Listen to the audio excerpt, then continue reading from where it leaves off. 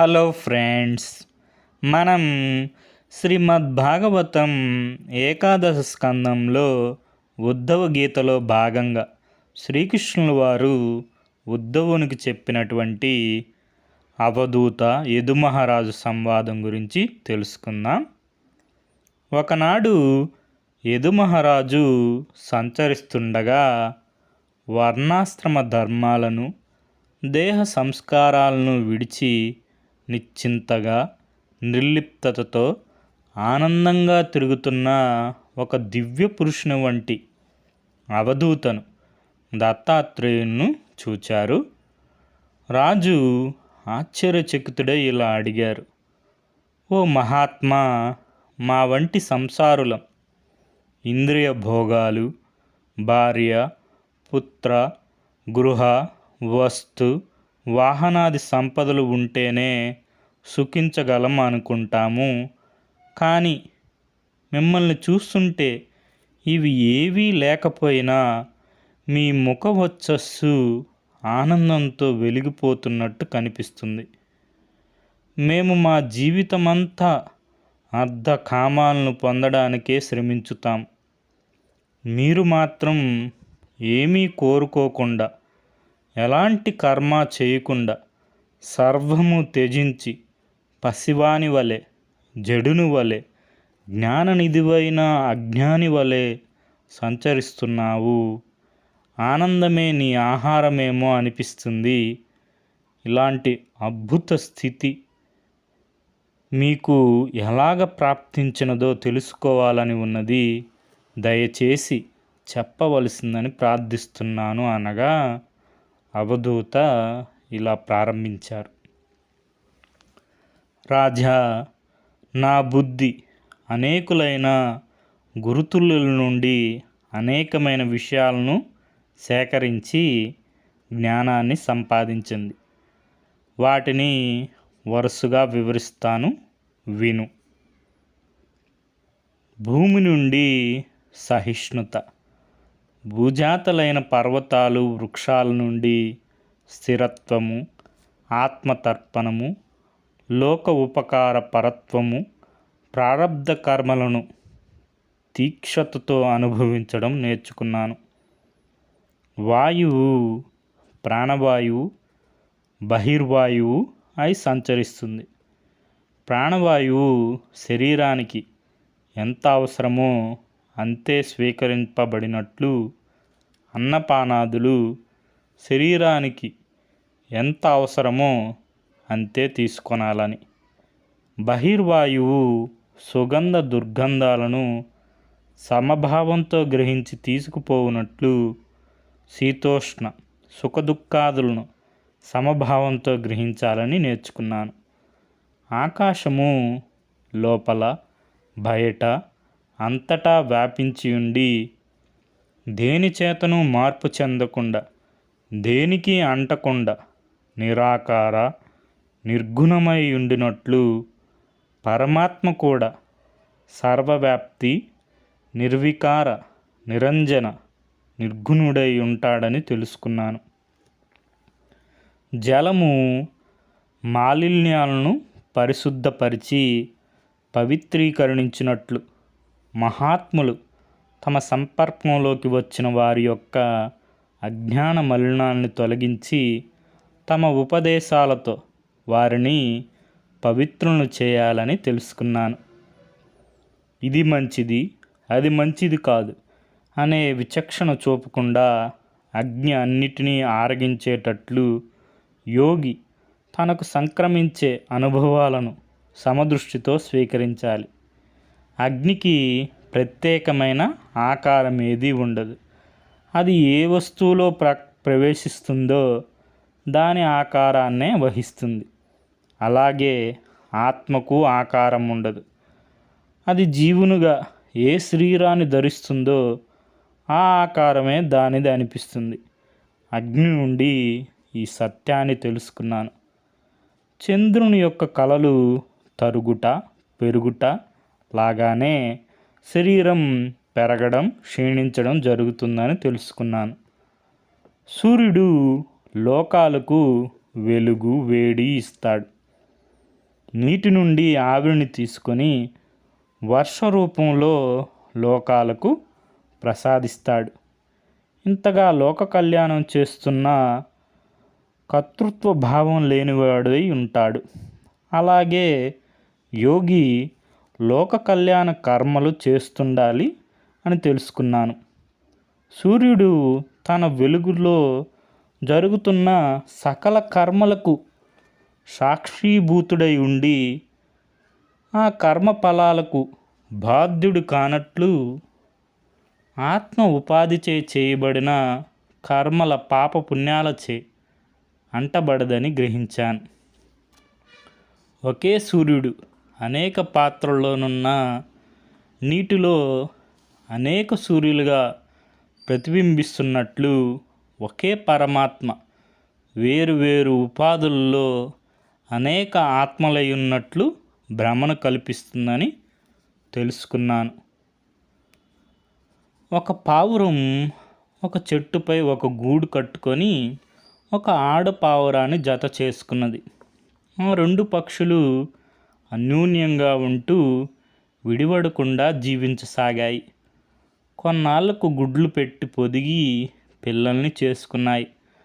ఆ పిల్లల గురించి ఆహారం కోసం అవి రోజంతా శ్రమించి ఆహారం తెచ్చి వాటిని పోషించి పెద్ద చేశాయి.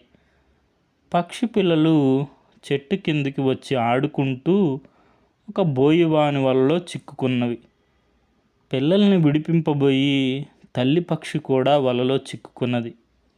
మగపావురం వచ్చి గూడు శూన్యంగా ఉండడం చూచి భార్యా బిడ్డల వియోగ బాధను భరించలేక వలలోనున్న పరివారాన్ని చూచి విడిచి వెళ్ళలేక వాటిని విడిపించాలని ప్రయత్నించి తాను కూడా వలలో చిక్కుకున్నది.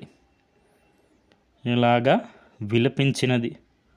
ఓహో, పుట్టినప్పటి నుంచి స్వేచ్ఛావిహారి ఉన్న నేను స్త్రీ వ్యామోహంలో పడి ఈ వలలో చిక్కుకున్నాను. ఇప్పుడు నన్ను రక్షించేదెవరు అని. ఈ పావురం నుండి నేను నేర్చుకున్నది ఏమిటంటే, మానవుడు భార్య, గృహ, పుత్రాదుల యందు మమకారాన్ని పెంచుకొని సంసారపు వలలో చిక్కుకొని తన జీవిత లక్ష్యమైన మోక్ష సాధనను విస్మరిస్తాడు. అలాగా చెయ్యరాదని.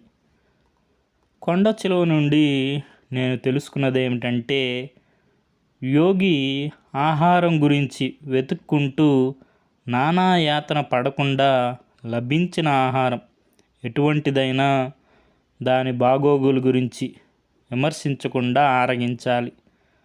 ఆహారం లభించకపోతే సహనంతో నిరాహారంగా ఉండిపోవాలి. సముద్రము గంభీరంగాను సముద్ర గర్భంలో నిశ్చలంగాను ఉంటుంది. అలాగే యోగి గంభీరుడై నిశ్చల మనస్కుడై ప్రశాంత చిత్తుడై ఉండాలి. నదుల నుండి ఎంత నీరు వచ్చినా సముద్రం పొంగి పొరలదు. నదులు ఎండిపోయినా సముద్రం శుష్కించిపోదు. అలాగే మోదకేదాల్లో యోగి సమవర్తనుడై ఉండాలి. నది ప్రవాహాల వల్ల పొంగి పొరలని సముద్రంలాగా పైనుండి దండెత్తే ఇంద్రియ విషయాలకు యోగి పొంగడు, చెలించడు. మిడత దీపపు కాంతి యొక్క ఆకర్షణకు పరవశించిపోయి నశించినట్లు మానవుడు సుందర రూపాల యొక్క ఆకర్షణలో పడి నశించుతాడని తెలుసుకున్నాను. తేనెటీగ నుండి తెలుసుకున్నది ఏమిటంటే, అది పుష్పాల నుండి తేనెను సంగ్రహించి తేనె పట్టులో దాచి దానిని విడిచిపెట్టలేక అందులోనే నశిస్తుంది. కనుక ఆ విధంగా సంగ్రహించబడి దాచబడినవి పర్లుపాలు కావడమే కాకుండా తానే నశిస్తాడు అని.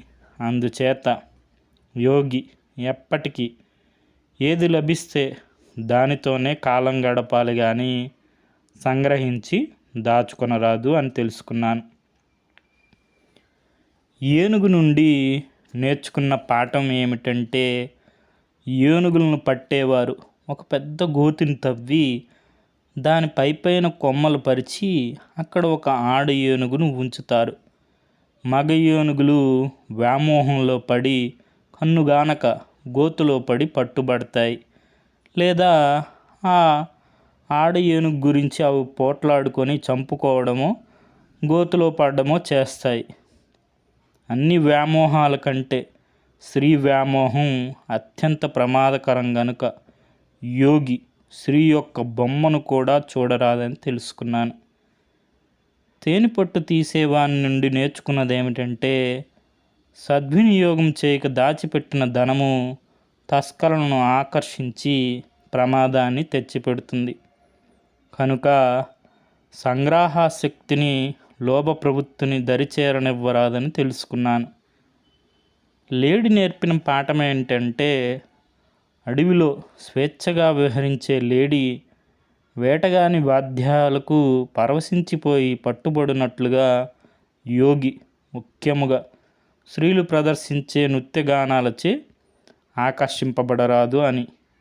మహాయోగి అయిన ఋష్యశృంగుడే స్త్రీల యొక్క నృత్య గానాదికులైన ఆటపాటలకు పరవశుడై తండ్రిని విడిచి వాళ్ళతో దూర ప్రదేశానికి వెళ్ళిపోయాడు కదా.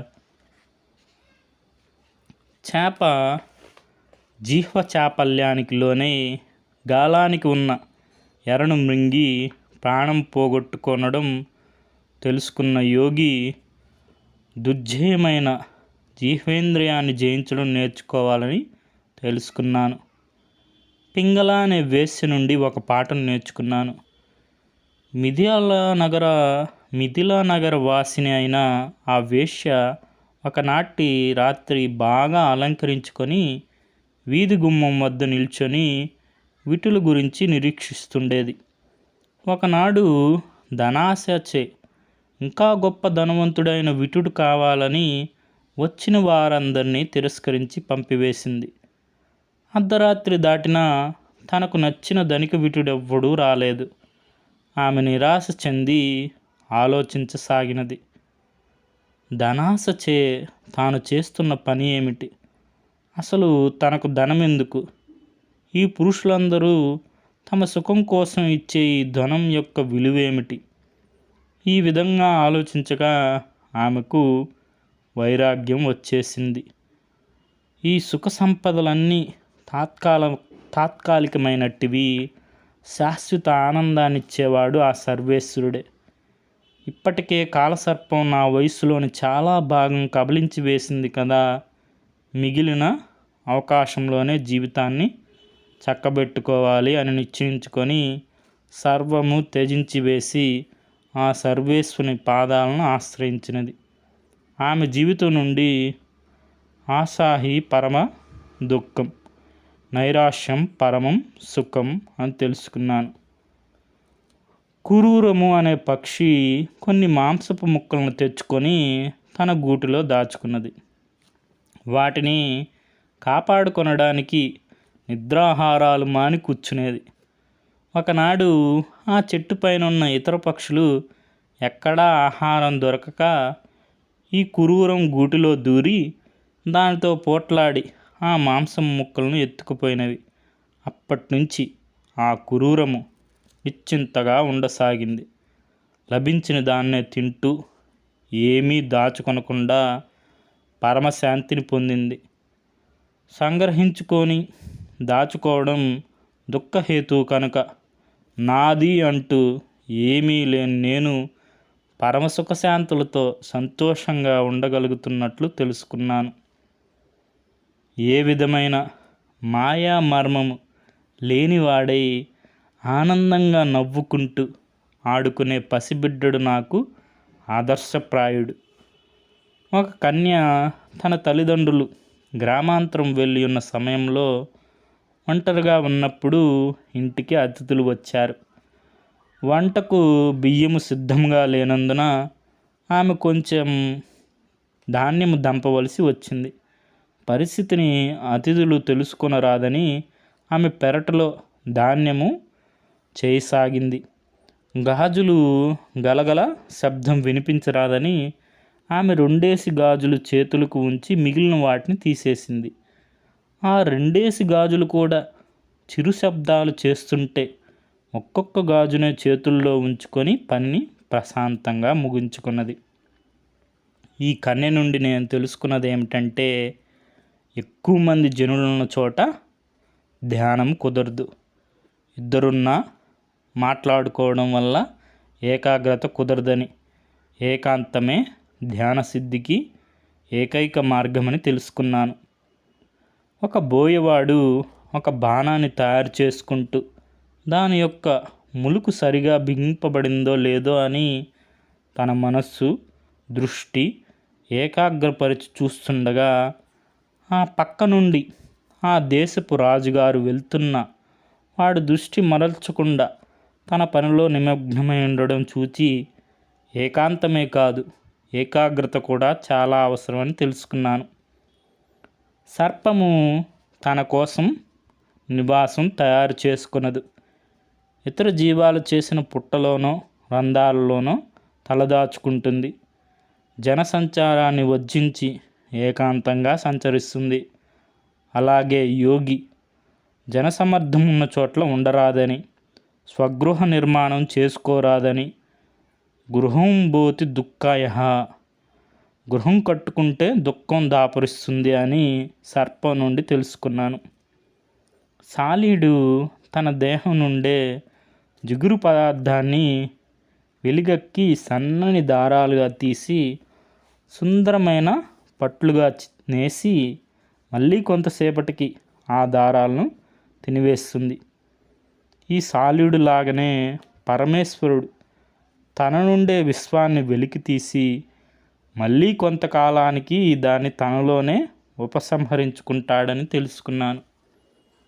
కందిరీగా గోడ మీద మట్టి గూడుని కట్టి దానిలో ఒక చిన్న పురుగును పెట్టి దాన్ని తన మొనతో కుడుతూ నిరంతరం జుంకారం చేస్తుండడం వలన ఆ మట్టి గూడులో ఉన్న పురుగు భయం చేత కందిరీగా మారిపోనట్లు ప్రేమ చేత కానీ, ద్వేషము చేత కానీ, భయం చేత కానీ నిరంతరం భగవంతుని గురించి స్మరిస్తూ ఉంటే భగవంతుని సారూప్యం పొందవచ్చునని తెలుసుకున్నాను. ఇంతేకాక నా శరీరం నుండి కూడా కొన్ని పాఠాలు నేర్చుకున్నాను. నాది అనుకున్న ఈ శరీరం అగ్నికి ఆహుతి అవుతుంది, లేదా ఇతర జీవాలకు ఆహారం అవుతుంది.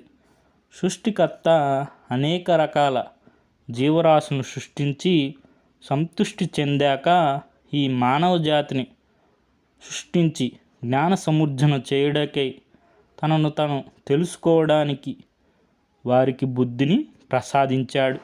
కానీ బహు కొద్ది మంది మాత్రమే బుద్ధిని సద్వినియోగపరుచుకుంటున్నారు. అధిక సంఖ్యాకులు శరీరానికి, ఇంద్రియాలకు, మనస్సుకు సంబంధించిన వ్యక్తుల గురించి, వస్తువుల గురించి, విషయాల గురించి తమ అమూల్యమైన మానవ జన్మను దుర్వ్యయపరుచుతున్నారు.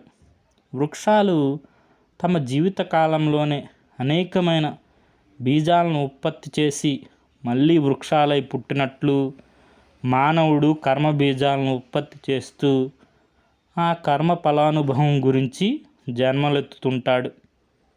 అందుచేత ఇంద్రియాలను తృప్తిపరిచే కర్మలను చేయకుండా ఏ పవిత్ర కార్యం చేయడానికి ఈ శరీరం ఇవ్వబడిందో ఆ శరీరం పతనం కాకముందే ఆ పవిత్ర కార్యాన్ని నెరవేర్చి దేహాభిమానాన్ని వీడి వివేక వైరాగ్యాలను సాధించి పరిపూర్ణ జ్ఞానంతో ఆ పరమాత్మ సాయుధ్యాన్ని పొందాలని తెలుసుకున్నాను.